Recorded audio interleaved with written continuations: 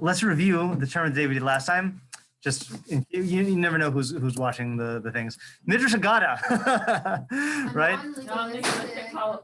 Wait, never mind. That's the literal definition. Yeah, right. Yeah, non-legalistic teaching authored by Chazal, ethics, medicine, philosophy, etc. Okay, so we did a midrash 2 sessions ago, and I thought we would do another midrash today. Okay, but this is a different kind of midrash, and once we were talking about different kinds of midrash, I was thinking, maybe we should just do a quick overview of the different kinds of midrash. So there are different Rishonim who have different Mepharshim who have different categorizations of midrash.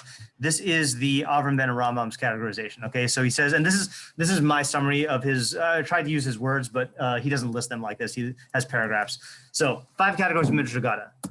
One is drashos, which only have an external meaning, which is simple and can be readily grasped.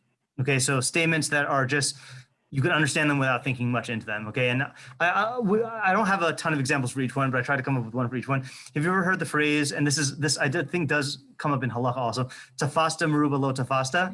Yeah, what is? If you grab a lot, like you're not going to grab anything. Yeah, if you grab a lot, then you're not going to grab anything, right? So that's something you can just understand without thinking, right? Like, it's not like deep or like you have to decode it. It's just straightforward, okay?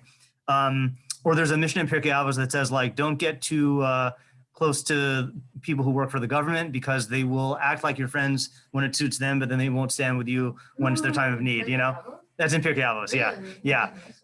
It sounds like Mishnah, yeah, right. Yeah, maybe we could do that one later on. Yeah, so that one, like maybe there are other meanings there, but you could get it just by hearing it, Okay, 2, drashos which have an external and internal meaning, for which the real intent is the internal meaning, and the external meaning is either absurd or it's the opposite of the truth. So, for example, have you ever heard about the midrash about how God puts on tefillin? No? Okay. So you could probably guess that you don't take that one literally, okay? And that if you took it literally, and it describes like what parshios are in God's tefillin and stuff, or there's another midrash that says that God davens every day. Okay, so exactly, right? Yeah. So like clearly those are not meant to be taken literally, and the literal meaning is like the opposite of the truth, and the real meaning is only the metaphorical internal meaning. Okay, category 3, drashos which have an external meaning, but the external meaning is deep and cannot be readily grasped. Okay, that's the one we're going to do today. So I'm not going to we'll spend the whole day on an example of that. 4, drashos which metaphorically expound on psukim, but are not meant to be treated as interpretations of those psukim, like sason and simcha, right? That we did last time, or 2 times ago, right? So that, sason v'simcha, that shows that sason is better than simcha, and what did we say it was really, the subject was really of the midrash? Like, what's it really teaching you about?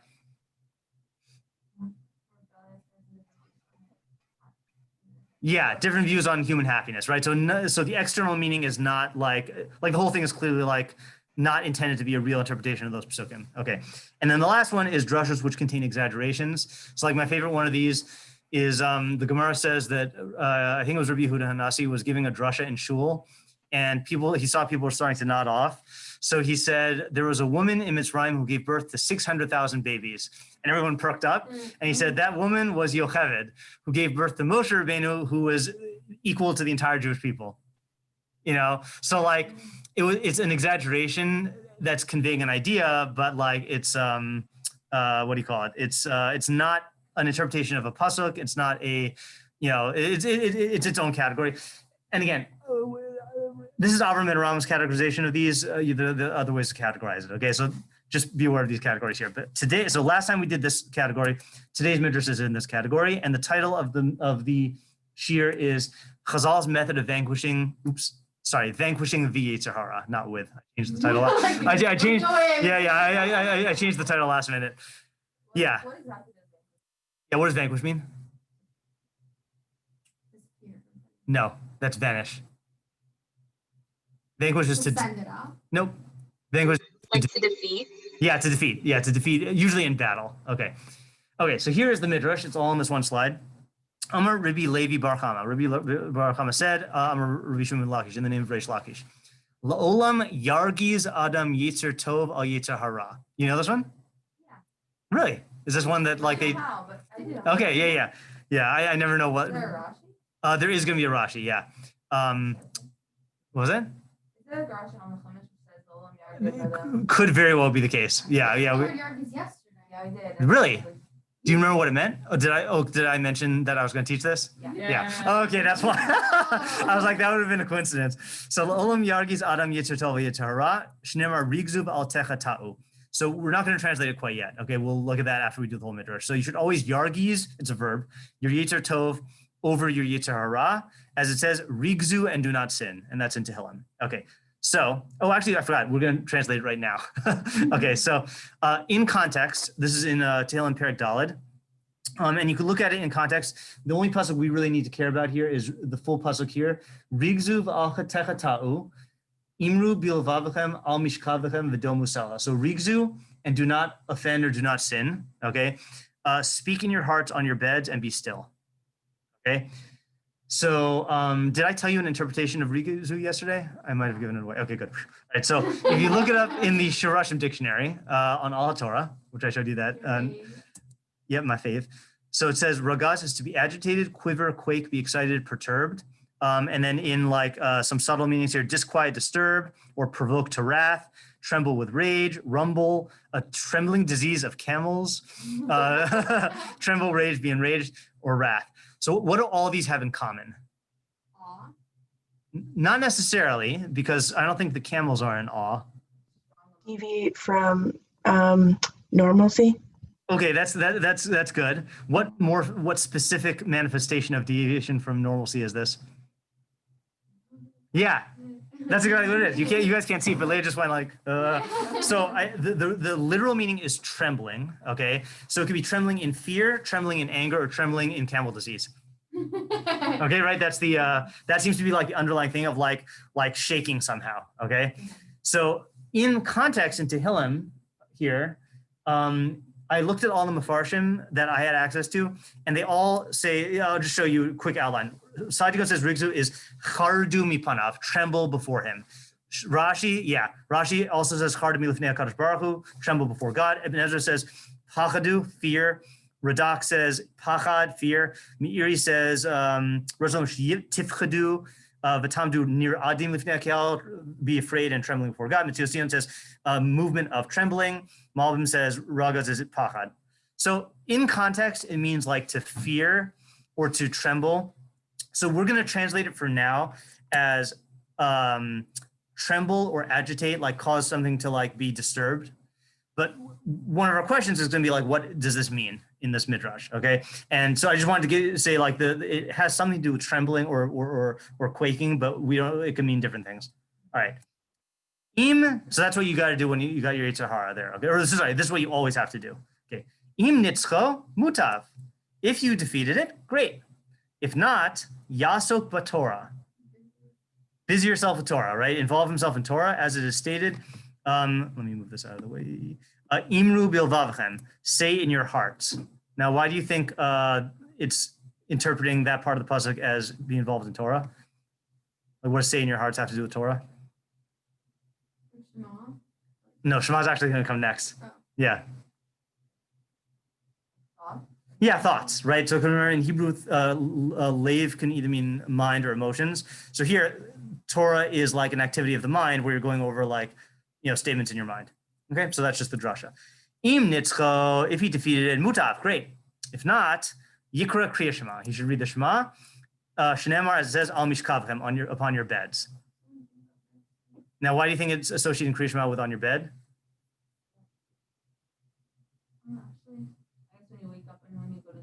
Okay, so one interpretation is that it's a reference to in the Shema when you go to b'shach b'cha uvkumecha. Good. Any other association to bed? So some say it's referring to the Kriya Shema al Hamita specifically, but this will be a question here. Okay, im nitzcha mutav. If you defeated it, great. V'im lav yizkor lo yom hamisa. Then you should remind it, meaning remind your Yetzer Hara of the day of death. Shneimar. You have to see that for the last one. Oh yeah. Okay, good. Yeah, as it says, v'dom musal, be silent. Okay, so that is the midrash there. Okay, in its entirety. I just want to show you Rashi. We're not going to necessarily stick with Rashi, but since there's only a few Rashis, I thought I'd show it to you. Rashi says yargiz Yetzer Tov means sheyasa milchama im Yetzer Hara. Wage war with Yetzer Hara, okay? And Domusela, be silent, is Yom HaDumia, the day of silence, Hu Yom HaMaves, is the day of death. Shu Dumia Olamis, which is eternal silence. Yeah. Okay, so. This reminds me of a midrash, I think, about like Sukkot, where about shaking the lulav or something. Oh, interesting. Like one of the guys like says like this is gonna. Oh, interesting. I'm not aware of that one, but I gotta see if anyone connects to that. My dad explained it something like what sounds. Oh, nice. Did he explain it like in a shiur or just like is this something that? No. Okay, fine. All right, I was gonna look for a recording, but yeah. Okay, so what do you think? I mean, there are a lot of questions you can ask here, but what do you think are the main questions that we need to tackle here, or what questions come to mind? What does it mean? Yeah, first question is going to be, what does it mean to yargiz your Yetzer Tov on your Yetzer Hara, agitate, wage war, something else? And so what does it mean, like statement-wise and also practically, how do you do it? Yeah, okay, good. And why like these order of steps? Okay, good. Why this order, right? And it sounds like an order, right? If you try this and it works, great. If not, then this. If not, then this. If not, then this. So why in this order? For example, why don't you just start off with reminding it of the day of death? If that's going to be like the last thing, you know, why do you have to go with the other ones first? Yeah. Okay, good. What else?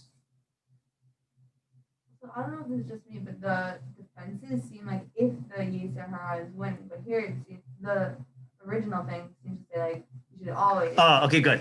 Okay, good. So the other general question about the whole thing is, what circumstance are we talking about? Okay, meaning when you read, kind of like I just said, is you get the impression from like the second half of this that it's like you're battling with the Yetzer Hara, and if you try this and it doesn't work, then try that, and if this doesn't work, then try that. So it sounds like an in the moment, like what strategies you do. Like you're trying to be involved in Torah, it's not working, so then just you bust out your Kriya Shema and say it, you know, right?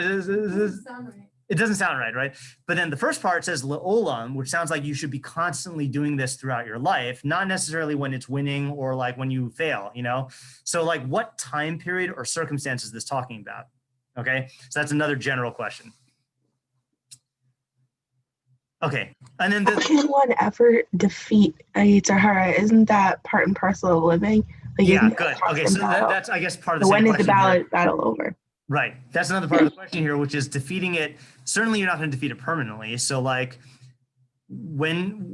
how do you know that it's defeated? How do you know that this is working? Like, and I think maybe that's, I think why we have this implication that you mentioned, Ayala, that like, if you defeat it, you can't defeat it for your life. So it must be like in the moment, if you defeated it, then good. And if not, then use this other approach. You know, defeated it suggests that we're talking about like in the heat of the battle.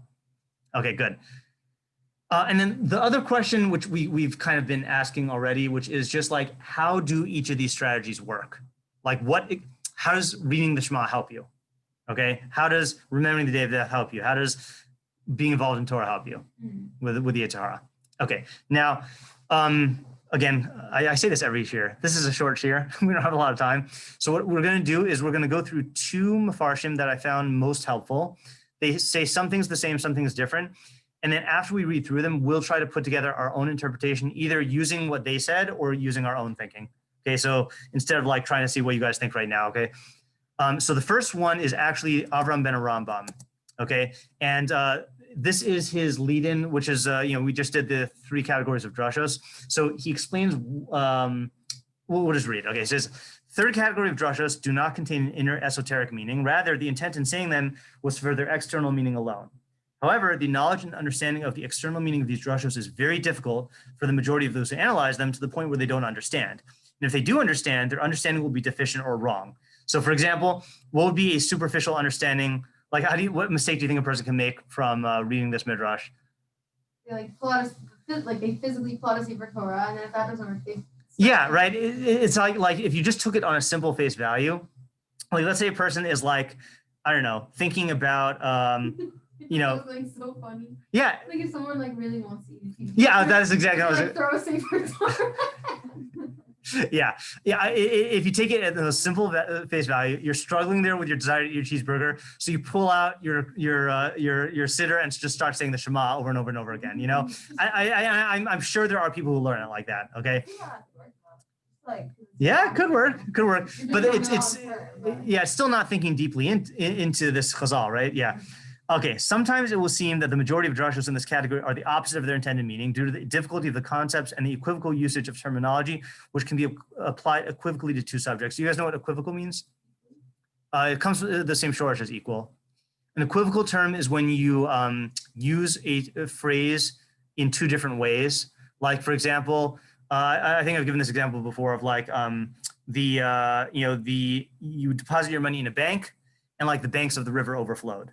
So I'm using the word bank in one way to mean like a place where you put money. The other one is like the banks that hold in the river. That's an equivocal usage. Or I wrote with a pen and like I put the baby in a playpen. So pen could either mean a writing instrument or pen can be like an enclosure. You know, so a lot of the difficulty he's saying comes from the fact that people are taking the terms in one way, but really it means something completely different. This component is almost as difficult and obscure as the category before it. Okay, meaning I shouldn't have said component. This category, meaning the category before this in the midrashim is midrashim that are completely metaphorical. Okay, so this category is almost as difficult, and in some places even more difficult and concealed. Therefore, you must be careful with it and not arrive at a hasty interpretation, lest you err and deviate from the path. So just don't draw quick conclusions. An example of this category is what is said in the Gemara Berachos.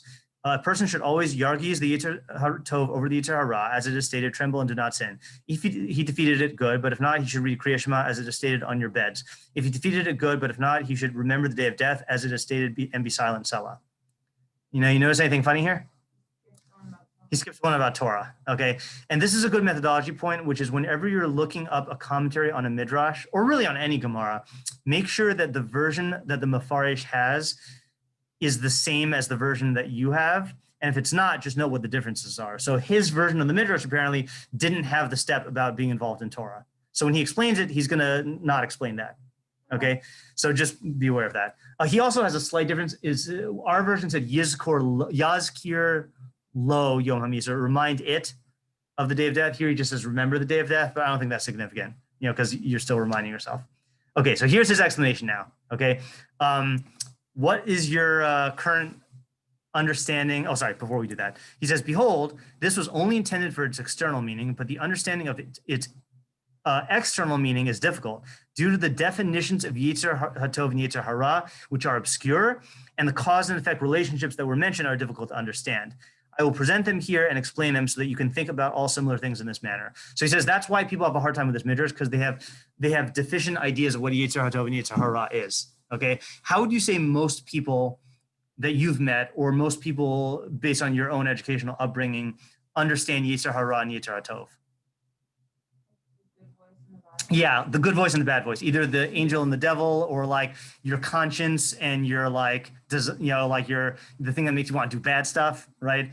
So that's like, I think, the common understanding. And what's your current understanding of Yetzer Hatov and Yetzer Hara?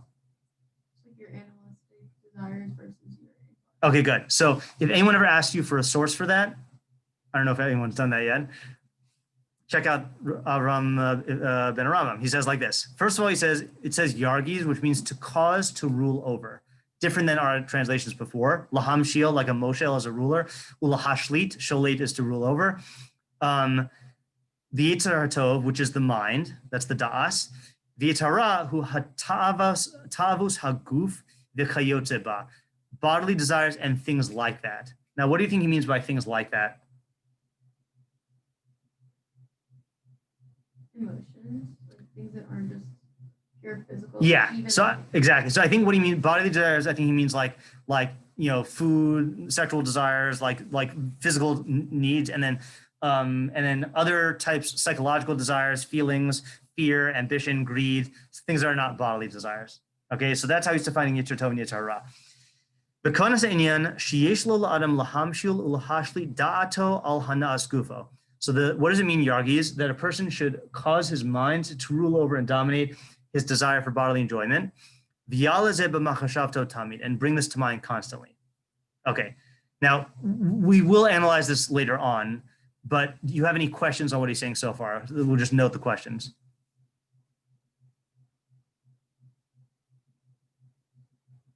Or is this clear? Doesn't bother me. No? Okay, my question would be how do you do this? Right? Like you just sit there and go like mind over emotion, what's Mind over matter. yeah, mind over matter, right? What is the technique here, So he's clearly not interested in explaining that, right? I mean, maybe there are multiple techniques, but for our purposes, this is not going to do us any good unless we know like practically what to do. Okay, good. So saying this is the superficial or the deeper? No, this is the deeper explanation, but he's not saying how to make your mind rule over your emotions. And I'm not sure why he's not going into that. Yeah. This might be a side question, but I'm just curious how he got his definition of yargiz. How you got his definition of yargiz? Yargiz, yeah. That's a good question. Yeah. I don't know because it doesn't seem to fit. It doesn't cite anywhere. Right. I also asked the same question on Rashi. Sure. Rashi's is closer to the Tanakh one of waging war, but still doesn't fit the strict definition of rogaze. So it's a legitimate question. I don't know the answer to that. Okay. If this is enough for him to subdue his desires, good. But if not, he should increase his thinking, Yosef al HaMachshavah, by enunciating, like verbalizing. I don't know what the difference Yehege Bechiko and Yoti Bisfasa, but those are both meaning like verbalize. Psukim and words which subdue him and remind him of the subduing of his desires and prevent his thought from deviating and fantasizing about anything else. And he should read Kriya Shema and contemplate its ideas and take them to heart. Okay. Yeah, so that's what it sounds like to me. It sounds like he's saying, read psukim that subdue Yetzer hara and read Kriya Shema. So it sounds like that's what being involved in Torah is, right? Even though he doesn't say those words. Is that what you meant by combining the two? Yeah. He goes on though, and he says Kriya Shema specifically. He says he specified Kriya Shema for two reasons. The first, which is the looser and weaker reason, because the pasuk says on your beds, and in Kriya Shema it says when you lie down, and this is a Gezer Shava terminology-based explanation. So that was what we said earlier. But the second, that's what you said, yeah. No offense that he calls it the weaker explanation, yeah. I feel like today, like all the impressions keep hating on. Nice. It shows that you're talking about how Rabbi had it on the board, and then he's like, what do you mean when two words are the same? And then I was like, Gezer Shava, and I was like, no, you just looked at the board. I'm like, no, I knew it. So the second reason, which is the stronger reason, is because Kriya Shema contains a reminder of the great purpose of the Yetzer Tov and God's oneness and love and service and reward and punishment and subduing the Yetzer hara with the statement, Lo sasuru achrei levavchem achrei nechem, don't stray after your heart and your eyes. That's warning you not to follow your Yetzer hara. V'chizuk Yetzer Tov, and strengthening the Yetzer Tov with the statement, V'yisem kadoshim lelokechem, you should be holy to your God. Okay, yeah. So that's read Kriya Shema. Okay, so this is not just saying pull out your siddur and read it. What's his understanding of what it means?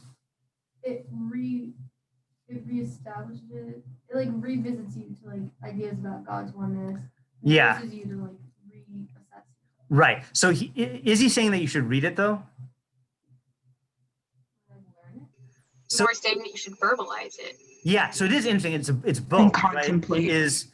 Right? Hold on a second. He says, yeah. In other words, you are doing two things. You're increasing your thinking about it, but you're also verbalizing it. So what it sounds like he's saying is basically like treat the Kriya Shema as a mantra or a series of mantras, meaning ideas that you contemplate and verbalize repeatedly in order to make an impression on your psyche.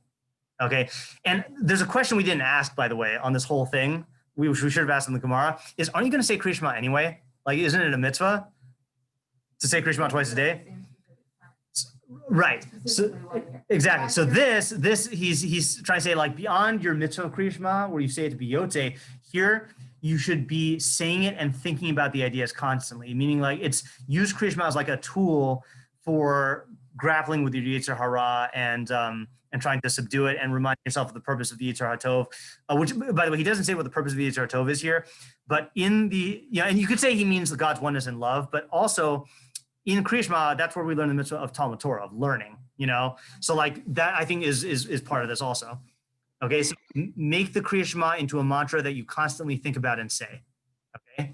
It's almost like you're so far in that you can't think of a pasuk yourself. So they're like, here's one that holds like all of the ideas. Yeah, exactly. And that's part of why we say and Shema. now think about it. Yeah, exactly. Okay, and this is a different usage of Kriya Shema because we usually don't use the Kriya Shema to actively combat the Yetzer hara, but this is what he's saying to do. Okay, And then the last part is he says, and afterwards he said, if he defeated it, good, and if not, remember the day of death. This means if the Yetzer Hara ascends in its haughty arrogance and he cannot subdue his uncircumcised heart by verbalizing these psukim which were mentioned in Kriya Shema, then he should subdue it by remembering the day of death and the end of every man. And this will be enough to break his Yetzer Hara and lower its haughtiness. Like the idea said by Akavya Mahalalel, contemplate 3 things and you will not come to sin. This is a Mishnah in Pirkei Avos. Yeah, the song. There's a song. I was gonna say this is probably not one that they make a song about because it's kind of grim. I know. Really? There's a song. Is this a? Oh my god! Everyone like in Can camp. someone send it to me? Like Yeah. yeah, you're not right now, but not right now, but yeah. So the reason why I say that this is not one that they would make into a song is it's grim. Do you know what it means from the song? So it says, remember where you came from, where you are going, and before whom you will have to give judgment. It says, where you came from is from a putrid drop of sperm, okay? And where are you going? To a place of worms and maggots, meaning the grave. And before who you're going to give judgment is you're going to be judged by the Melech Malachim Malachim HaKadosh Baruch Hu. So does the song mention sperm and maggots? Isn't it May I and Bosa? May and Basa, yeah. So it probably just has the first part. L'anata holech, lifnei, yeah. Anyway, you'll send me the song later. Yeah, okay. Now we talked about this in Koheles about thinking about the day of death, but this also happens to be something that the Stoics are big on. And I found, so my favorite of this, again, I never know who's following along on my daily Marcus Aurelius thing, but the Marcus Aurelius is a Stoic, Seneca, and Epictetus is my favorite one. So I found a Hebrew version of Epictetus. And so it sounds better in Hebrew, but so I'm quoting the Hebrew version. Death and exile and anything that appears fearful should be set before your eyes continually every day. And death more than all of these things, then you will not think about harmful matters and you will not desire anything more to excess. So this was the primary method that the Stoics used to combat their Yetzer Hara and their desire for excess, because obviously they didn't have Kriya Shema or involvement in Torah, but remembering death was like a big Stoic theme. How would that lead you to not want? So that's what we have to figure out, okay? We're going to read one more commentary and then we're going to try to put it together in a way that makes sense. Okay, this next commentary is the Meiri. Okay, some of this is going to be the same as Avraham ben Avraham, some of it's going to be different. So Meiri says like this: if a person sees himself that by nature he is predisposed towards transgressions, pause there. So what's different so far? This is for a specific type. This is a specific type of person. So Avraham ben Avraham makes it sound like every person, when they are faced with your Yetzer Hara, should do this. Meiri is saying if you find yourself like by nature, your personality is like drawn to Averos. Now, I don't know if he means specific Averos or if he means like a person who lacks self-control or like, is very like Taiva oriented. Not sure, but he's saying it's a specific person. He should exert himself and strengthen himself to make his Yetzer Tov rule over his Yetzer Hara and anger his Yetzer Tov over his Yetzer Hara. So he uses Avraham ben Abraham's thing of make it rule over, but he ties it back to the meaning of trembling and anger. So make your Yetzer Tov angry about your Yetzer Hara. Obviously, we have to ask, what does that mean?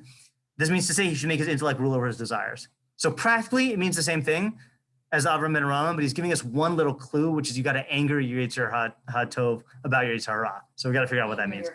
Anger your intellect over your desires. Yeah. Shouldn't be the opposite. Your desires over. So I think I'm reading this correctly. Okay. V'yach lahashlit Yetzer Tov al Yetzer Hara, to make the Yetzer Tov dominate your Yetzer Hara. V'yachisenu alav, and anger it about it. So I'm saying anger the Yetzer Tov about the Yetzer Hara because that was the same order you put it in before. Okay. Yeah, I don't think it's going to help you if you make your Yetzer Hara angry about your Yetzer Tov. Meaning Yetzer Hara angry that it exists because it's dominating over it. Right, but that shouldn't be your goal though, right? Your goal shouldn't be to make it angry. Sounds like he's saying what your objective should be here. So he's saying anger and emotion. How could your intellect have an emotion? That's another question. Okay, Right. good. And also anger is not a good emotion. Right? In general, we say that anger is bad, right? Okay, good. So these are questions. Okay, let's go on. If he defeated it in this manner, good. But if not, he should involve himself in Torah. This means to say in fulfilling the mitzvos and in the fences of the religion. For by fulfilling them and understanding their ideas, they will guard him from breaking forth into that which his nature craves. So different than the Avraham ben Avraham. Well, Avraham ben Avraham didn't even say learn Torah, but this is different than what we thought. This is not saying learn Torah. This is saying fulfill the mitzvos and understand their ideas. And what do you think it means to understand their ideas? Like constantly be involved and like consciously be involved in. Okay, good. It's not just a mindless performance of mitzvahs, it's a mindful. And which types of ideas about mitzvahs do you think he's saying you should try to understand? How they benefit you. Yeah, the purpose of them, right? How they benefit you or how they prevent you from harm. So not like learning the halachos of it. This is like understanding it in a way where you can use them to fence you in from fulfilling your nature. Yeah. But this seems like a person who is already counter to do, like they already. Yes, well, that's the person we're talking about here, right? So if they're having a hard time doing the mitzvah, they should learn about the mitzvah? Yeah, so first step is exert your intellect over your Yetzer Hara. If that doesn't work, then learn about the mitzvahs and strive to fulfill them. Okay, even more so. If this doesn't benefit him, he should enter into seclusion. Okay, he's bodidus. Bidud is like the modern Israeli term for like quarantine, right? Yeah, okay, right? So it's the same short, right? So enter into seclusion and mechkar. Mechkar is like research, but here it means like philosophical thinking into the existence of God and his oneness, which is the idea of he should read the Shema. For these two fundamentals are alluded to Shema, right? What is the main idea of Shema? It's accepting God's kingship upon yourself, which is recognizing his existence and his oneness, okay? And he should, this is the hardest part for me to understand. He should bring enjoyment to his nature until he no longer desires any excess of bodily pleasure. I've never met a person who is struggling to keep a diet and says, if I read Shema enough, that will provide me the enjoyment that French fries would have provided me, you know? So we got to figure out like, what does that mean? But this is a very different thing than the Avraham ben Rambam, right? Not just reading it like a mantra, but in secluding yourself, which is also weird, right? Investigating in depth the Kriya Shema and specifically the ideas of God's oneness and existence and getting enjoyment from it to the point where you don't crave excess. Interesting, right? Yeah. So how does that work? And then the last step is if this doesn't benefit him, now here's another difference. In other words, if he is so sure that this won't help him, or he isn't on the level to be involved in these subjects. So it's not like you try and fail. It's like preferably you do like, you know, Osik B'Torah and being involved in seclusion, thinking about God. But if you know those aren't going to work, then don't even try those. Just go right to this last thing, okay? Then he should afflict himself or pain himself, I think is a better translation, and subdue his heart by contemplating his end and remembering his day of death, the day of his death constantly, for then his uncircumcised heart will be subdued of necessity. So that part's kind of like the same as Avraham ben Rambam. Okay, so let's look at the midrash, and now I'm just going to review what each of them said, and then we'll try to come up with our own interpretation, okay, in the remaining 12 minutes. Okay. So agitate your Yetzer Hatov over Yetzer Hara. Both Avraham ben Rambam and Meiri say it means make your intellect rule over your emotions. Meiri added the note of anger your Yetzer Hatov over your Yetzer Hara. Second step, be involved in Torah.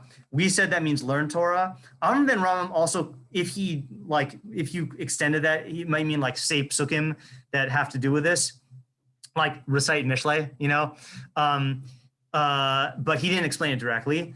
And Meiri says it means be involved in keeping mitzvos, like exert yourself to keep mitzvos and understand the reasons for the mitzvos, to fence yourself in. Step 3 is read Kriya Shema. Avraham ben Rambam says make it into a mantra by thinking about it and using the ideas in it about Yetzer Tov and Yetzer Hara to like give you chizuk, to like, you know, strengthen yourself to live according to Yetzer Tov and not give into Yetzer Hara.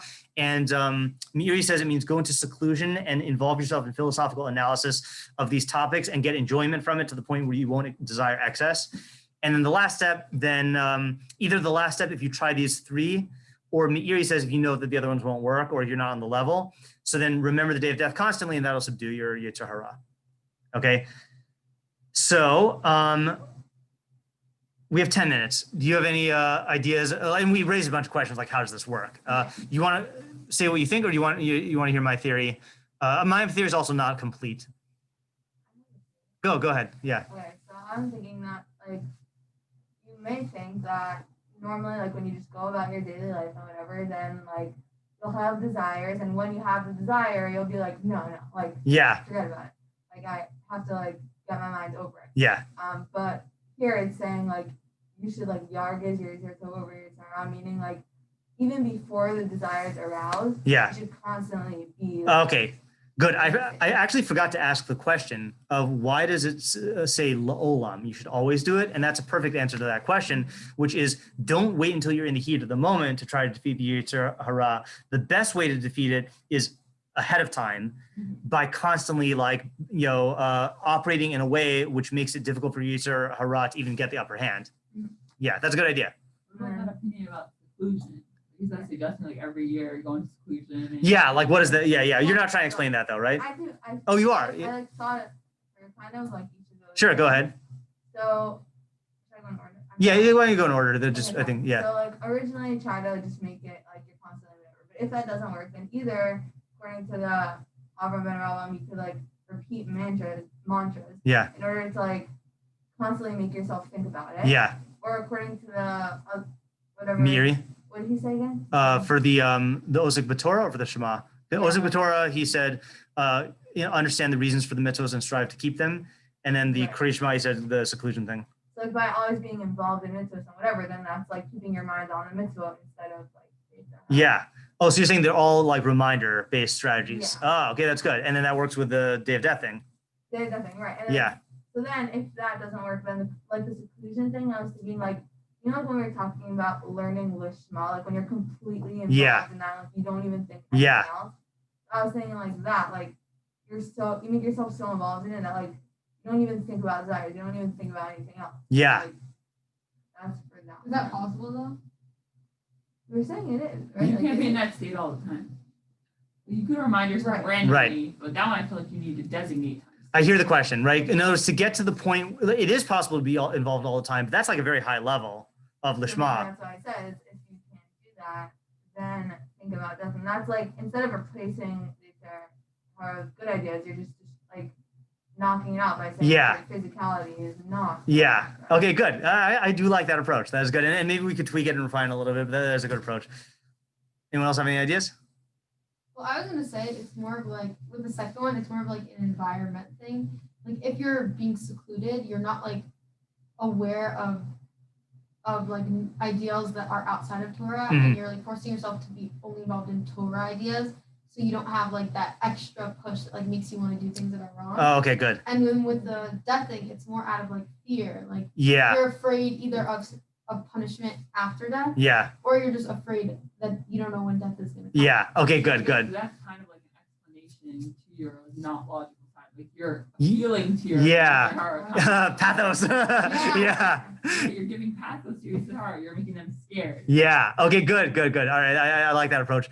I'm gonna show you my approach, which has elements of what you guys are saying also. So I was inspired to do this approach based on something the Ramam says about medicine. Okay, and you don't need to know the context because it's a good analogy. Otherwise, he says, as long as the expert physician can heal with foods, he will not heal with medications. Okay. Right. Now, by the way, as we do this, appreciate just how, even though medicine has changed, I think this is still true. Okay. In other words, if you can prevent a person from getting sick by changing their diet, you'll change their diet. Okay. But when he sees that the illness is strong and it is impossible to be healed with foods, he will heal with light medications that are close to the nature of food. For example, liquids and spiced or treated preserves. So you'll give them like hybrid medication food. Okay. Like, take a lot of extra like supplements of this and such. Okay. And if he sees that the illness gets stronger and that these things do not subdue it and are not the antidote, then he goes back to heal with strong medications and make him drink powerful medications. For example, sacmonia, which you guys know. Yeah. And that which is similar to it from bitter and harsh medications. And then I think there's another place where the Rambam says, and if that doesn't work, then you have to make recourse to surgery. Right. Like if then, and this is true in modern day also, right? It's like, let's say someone has like, like liver disease. So you say, well, don't drink a lot of alcohol because that's really hard on the liver, and then let's say they continue, it gets bad. So then you say, okay, fine. Take these foods that like help the liver process stuff quicker. Well, if that doesn't work, then I'll give you liver medication. If not, we got to cut out your liver. I mean, I don't know if they do that, but yeah. Okay. So here's my explanation of this is I think that the ordering here goes by what is most in line with human nature as a Thelem Elohim and gets more and more drastic as you go on.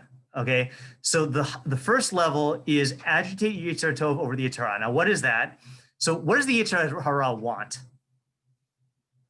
Pleasure. Okay, and what does the Yetzer Tov want? Spiritual perfection. Okay, so on the highest level, it's involvement in truth, right? Okay, but think mishleically. It wants like to be beneficial. Yeah, the Yetzer Tov wants what's good for you, right? Okay, and that's going to include like truth and knowledge and stuff, but also what's good for you in terms of your happiness and your pleasure, right? So how do you make your Yetzer Tov angry about your Yetzer Hara? Is you have a talk with it, right? Like Elisha was saying, speak to its own language, and be like, look, man, like if you follow your desires, you're just going to get harmful consequences, and that's going to be bad for both of us. You know, I heard the analogy once that you should treat your Yetzer Hara like a dumb roommate. You know, that you constantly have to like talk to and like remind to do stuff, you know? So like you get your Yetzer Tov to realize like, to talk to your Yetzer Hara and realize like, if we do what you want, you're just going to end up missing out on tons of enjoyable stuff and harming yourself.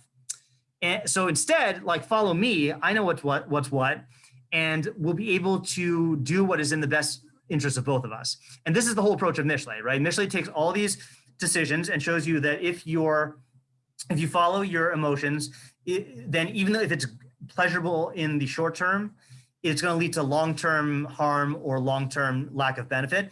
And if you get your Yetzer Hara on the same team as your Yetzer Tov, then everyone will be happy. Okay, that's the best solution. That's really living like a human being, making decisions based on your intellect. Okay, and you should think this way constantly. And that's what Mishlei is trying to get you to do, is to think about this, not just when the moment comes up, but think about all your decisions this way. Okay. Now, if that doesn't work, okay, then let's say you find yourself, you're just drawn to pleasure and stuff like that. So then you make recourse to something which is less specific and less based on bechira and more based on law that just forces you to not do bad stuff and to do good stuff. That's the system of Torah. So I'm going with the Meiri here, okay? So mitzvos are good, but they're not tailor-made to fit you and your exact situation. So for example, like if you, let's say for example, you know, let's take an example of the overeating thing, right? Let's say like you are going to be in danger of like eating a bunch of unhealthy foods. So the ideal thing would be to realize why it's better for your long-term benefit to eat healthy and to control yourself and use Mishlei for that. That doesn't work? Okay, fine. So then kashrus helps you with self-control, but in a very general way. And like, if you think about that and like use mitzvahs in those proper way, then mitzvahs will help you with self-control. Okay. If that doesn't work, so then you do the third thing, which I'm going to go with the Meiri, is the seclusion. So have you learned in Ram Hilchos Deos about the middle path and like the extremes? Yeah. So that's what this reminded me of, that if you're so addicted to the physical that like you can't control yourself, you have to go to the opposite extreme, change your environment, meaning like remove yourself from the realm of like places where you're going to be involved in bodily pleasures, and like, you know, go to yeshiva or seminary for a year and just be involved in the base midrash, you know, or like make your main involvement stuff that's the opposite of bodily pleasures until you can return to the middle path. Now, that's not going to work as well because it's an extreme method. It's much harder to do. And like you shouldn't have to deprive yourself of pleasure in order to do it. This is my shall have an open house shiur on the Nazir's chatas, right? The Ram says that when the Nazir gives up wine because he can't control himself, it's a chait, you know, because he like can't do that. So it's a drastic method of like going to the extreme. And then if that doesn't work, then you remind yourself of the day of death, which, as Elisheva said, that's like talking to your Yetzer Hara and just like intimidating it or making yourself like fearful. But it's the least natural to a human because you're not actually gaining any perfection by doing that. Like it's not like you're gaining knowledge. It's not like you're improving your ability to have like bechira and make decisions based on like chachma and stuff. It's just like an extreme measure, you know. It's like with you can use the child example also, right? Is that the ideal way for a parent to discipline the child is to explain to the child why this is not good for them, you know? Or the ideal way is you get the child to realize it on their own. If that doesn't work, then explain it to them. If that doesn't work, prevent them from doing it physically. And if that doesn't work, then you have to use some sort of like physical punishment or like pain, you know, or threat. That's what you're saying, that death is not. That's what I'm saying death? No, I am saying it's death, but I'm saying like scaring yourself with death is like scaring the kid with a threat. That's not very good parenting, you know, but if you have to use that, then that's the best way to do it. you know? So that's how I'm understanding the progression, which is it goes with the ideal way for a Tzelem Elokim, for a human being to deal with the Yetzer Hara is on a case-by-case intellect over emotion basis from a framework like I was saying, like constantly thinking about decision-making in this way, you know? If that doesn't work, you make recourse to relying on mitzvos and the general guidance that the Torah gives us. If that doesn't work, then you take an extremist route of like an ascetic approach of like, you know, going to the opposite extreme. And if that doesn't work, then you gotta like scare yourself with death. I'm gonna officially end the shiur here, okay? But if we have questions, we could discuss like we usually do. Yeah, so I have a question. So are you saying the yargiz Adam is like what you originally said, like make your like Yetzer Hara in line with like what is good according to your Yeah, that's what I'm saying, yeah. Then the yargiz only applies to the originally, and all the rest are if yargiz doesn't work. Yeah, that's how I'm saying it. Yeah, So- and just to clarify, by the way, is I think you can do this in different areas of your life. Like I don't think a person is going to be on like, oh, what Yetzer Hara, you know, plan are you on? Oh, I'm on the seclusion plan, you know. I feel like an addict. I don't know why. Yeah, it is like an addict. I'm Yeah. Going off to like some AA meeting. Yeah, like, no, so get better, right. like, I mean, it is in a sense rehab, right? It's the seclusion is like a rehab where you're depriving yourself of the physical pleasures and being involved in the world of Tzelem Elokim stuff, you know.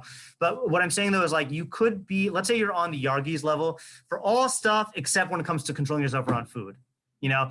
Then you might need to take drastic measures by the food thing. So it's not like an all or nothing deal. It seems like it starts off where you try to just integrate it into your. That's a good way to put already it. Planned life. Yeah. But then if that doesn't work, you just have to redo your life.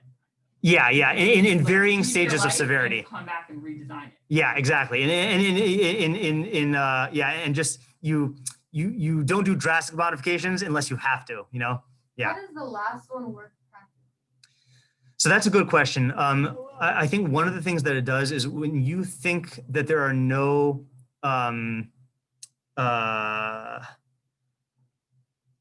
let's think about that. No consequences? I was going to say no consequences, but let's think about that because this is something that Koheles used and that we use in Rosh Hashanah and Yom Kippur a lot, right? Thinking about the fact that you're going to die. Let's think about that. Is Okay. it like let's say you start the last level. Like you're not on any of the other levels, so you start like scaring. Yeah. It's like eventually you'll master that, then move to the next. So It's like, I don't know about that. I think. I'm also confused. Yeah, It is it seems like like the that's the highest? first step. Or Try is it that the lowest? first. Oh, so this is a machlokas, okay, between the Stoics and one of the Mepharshim I read. I just don't remember the name, okay. That one of them. So the Stoics use this technique of thinking about death constantly, okay, and some of them do it in an extremist way. Some of them do it in like a moderate way. Like the extremist way would be Epictetus in that same book says like if you got, let's say you get a new like phone and you drop it and it breaks. He didn't say phone, but okay. So you're upset. So he says, well, what should you be upset about? Did you think that phones are unbreakable? You should have mentally prepared for the fact that phones could break. That way when it happens, you're not surprised. So too with your wife and kids. You know, if one of them dies, like, why are you upset? Did you think people are immortal? You know, so I think that's a little harsh and extremist. And I think if you did that, then we'd say, are you psychologically healthy? Yeah. You know, but they do say that you should like, but they do have ways of like rehearsing death, like Claire Wineland, right? yeah. That was the thing that she did this, is that she knew she was going to die, and she would constantly be thinking about it and preparing herself, and like that would help her for the point when it actually came to deal with it. Now she said it didn't work, you know, when she was actually about to die, like she was still as terrified as ever. But in certain other areas, like when she's going to the hospital and stuff, then it worked. So it's productive ways of thinking about death as opposed to like to the point where you become static that nothing makes like it's to the healthy mind, not to Yeah, like to the healthy mind. Yeah, okay. But the other argument. Saying that fear of death will make you live more in line with your Yetzer Hara if you don't frame it right, or is she not? Shane Alea? Yeah. I think that's what you're saying, right, Shane Alea? Is that if you go can you repeat what she said? Yeah. Yeah, is that if you approach fear of death in an unhealthy way, that really is playing into the hands of the Yetzer Hara. Exactly. Yeah. But the other side says that you don't start off with the day of death, because day of death works, but it wears off quickly. So it's not a good long-term strategy. And the example is, if any of you have ever been to a funeral where you are very emotionally moved, then there is this feeling after you get home, when you get in the car and you get home, you're like, that's it. I know what my life is about now. I'm going to change my life forever. Like I'm going to live right. and that wears off in like a couple days or a week, you know? So like, Seclusion could also have that same effect. well, the difference Go is, there, be very involved, come back, and then. right, but the difference with seclusion is that you are removing yourself from the cues in your environment. And he doesn't say how long to do the seclusion plan, you know? So that could help with it. Doesn't mean necessarily physically removing yourself. It could just be like you don't allow yourself certain. Yeah, it could be changing your activities, you know, in an extreme way. But All of these seem to be like internal modes. I'm surprised, one, that it doesn't approach it in a cyclical way, meaning, so, and when that doesn't work, go back to the beginning, but perhaps that's not important because if you don't fall into that category, you'll fall into the beginning categories. But I'm surprised that it doesn't bring up chavrutas at all, or like to talk it out, to make it like yeah. less Well, overwhelming. here's the thing, and this is a good piece of methodology in general for midrashim, is you got to take each midrash as though it's teaching you specific ideas, not giving you Game plan. all the questions and all the plans on the thing. Kind of like how in Mishlei, you get sometimes like, we'll do a pasuk on laziness and someone will say, well, what about this aspect of laziness? And the answer is, yeah, this pasuk in Mishlei is talking about this aspect, and like there are other ones that talk about other ones, you know? So these are not Fair enough. methods. Yeah. And look, it's clear that what is Reish Lakish trying to do? He's trying to give a drasha on this pasuk. Right. So like, you know, if the pasuk had a fifth component, maybe he would add a different part, you know? Yeah. Noted. Thank you. We still got Have some a great questions to think Shabbos. about, but yeah, have a good Shabbos. We still have some questions, but I think this is you know, we got something out of this, hopefully. All right. Thank you. You're welcome. Guys, remember Good that- Shabbos. Thank